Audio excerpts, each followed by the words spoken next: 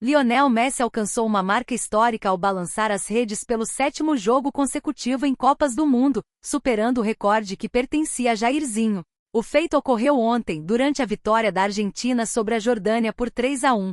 Com esse gol, o camisa 10 tornou-se o único jogador na história a marcar em 7 partidas seguidas no torneio. A série de Messi teve início na campanha do título de 2022, quando anotou tentos em todas as etapas do mata-mata, e prosseguiu agora, durante a fase de grupos da edição de 2026. Com a nova marca, o argentino deixou para trás o brasileiro Jairzinho e o francês Just Fontaine, que detinham o recorde anterior ao marcarem em 6 jogos consecutivos nas Copas de 1970 e 1958, respectivamente.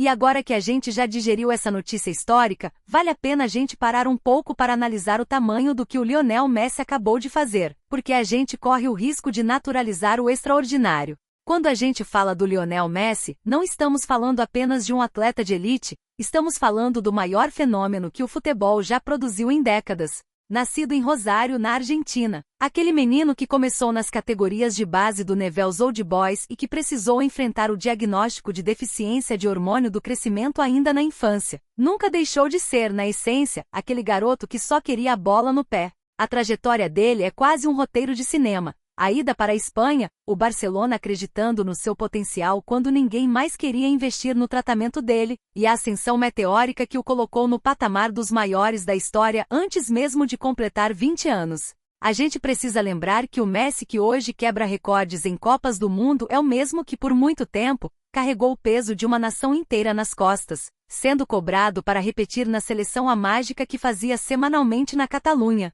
Durante anos a gente viu Messi ser vice-campeão, ser criticado injustamente, ser questionado se ele realmente tinha o espírito de luta necessário para vestir a camisa albiceleste. Ele passou por fases, desde o jovem prodígio que jogava ao lado de Ronaldinho Gaúcho até o veterano que hoje domina o jogo pela inteligência e pelo posicionamento, muito mais do que pela velocidade explosiva de antigamente.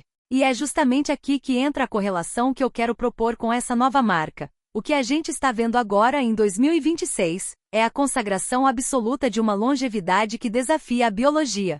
Muita gente esquece que antes desse recorde, o nome de Jairzinho era um pilar intocável da história das Copas. O furacão da Copa de 70 que marcou em todos os jogos daquela campanha lendária do Brasil, sempre foi o símbolo de um futebol ofensivo e implacável. E o que o Messi faz agora não é apenas superar um número, é reescrever a lógica de como um jogador veterano deve se portar em um torneio desse nível. Ele superou Just Fontaine, que era outro gigante, com aquela marca absurda de 1958.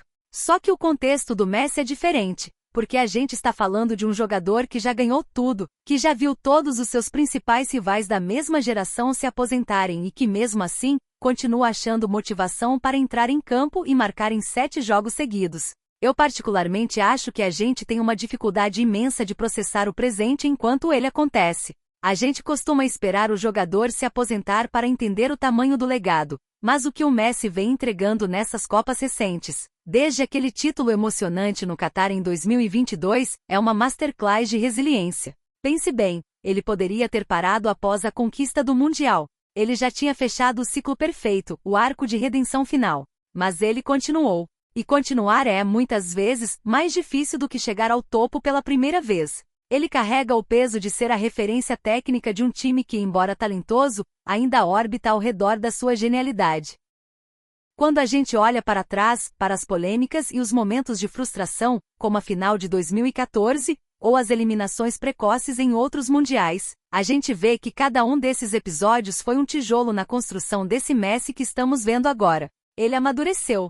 Ele aprendeu a lidar com a pressão de ser o capitão, de ser o líder moral, e essa nova fase na sua carreira, já na reta final da vida profissional, mostra um jogador muito mais cerebral. Ele não precisa mais correr o campo todo como fazia aos 22 anos. Hoje, ele lê o jogo antes de todo mundo. Ele sabe onde a bola vai cair, ele sabe onde o zagueiro vai falhar, e é essa leitura, somada a uma precisão técnica que parece não ter prazo de validade, que permite que ele mantenha essa sequência de gols em Copas. Na minha visão, o futebol está passando por uma transição geracional muito forte, e o fato de o Messi ainda estar no centro das atenções, quebrando recordes de lendas que jogaram em condições e ritmos completamente diferentes, diz muito sobre a sua disciplina. Estamos falando de um cara que sempre foi muito discreto, longe de grandes escândalos de vestiário, focado quase exclusivamente no que acontece entre as quatro linhas. É um profissional que entende o seu corpo, que se adaptou às mudanças táticas do esporte moderno e que, acima de tudo, ainda tem fome. E é essa fome que, para mim, é o ponto mais fascinante. Um jogador que já ganhou 7 bolas de ouro, que ganhou a Copa do Mundo, que tem todos os títulos de clubes possíveis, ainda entra em campo contra uma seleção como a da Jordânia com a mesma seriedade de quem está jogando uma final de Liga dos Campeões. Isso mostra que a grandeza, no fim das contas, não é sobre o que você conquista, mas sobre o quanto você consegue manter o nível quando todo mundo já te deu como satisfeito.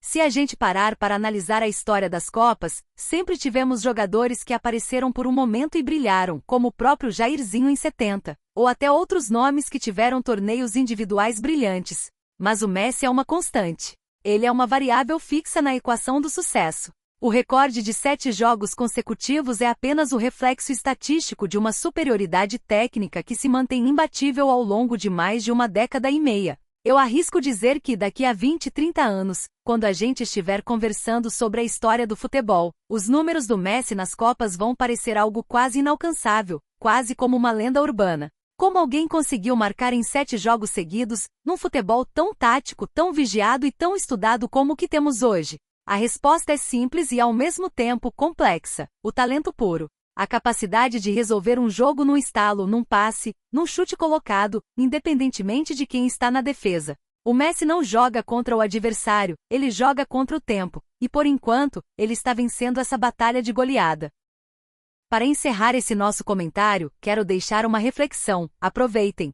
Às vezes a gente se perde tanto nas estatísticas, nas polêmicas, nos debates de quem é o melhor da história, que a gente esquece de simplesmente apreciar o fato de que estamos vivos no mesmo tempo que ele. Ver o Messi em campo hoje, com essa mentalidade, é ter a chance de ver o fechamento de um capítulo dourado do esporte mundial. Ele não está apenas superando marcas, ele está jogo a jogo, pintando os últimos traços de uma obra-prima que começou em Rosário e que, pelo visto, ainda tem alguns capítulos emocionantes para a gente acompanhar. O recorde é do Messi, mas o privilégio de ter visto isso acontecer, de verdade, é todo nosso, fã de futebol. E que venha o próximo jogo, porque se tem uma coisa que a história nos ensinou, é que duvidar do camisa 10 argentino é o maior erro que alguém pode cometer na análise esportiva.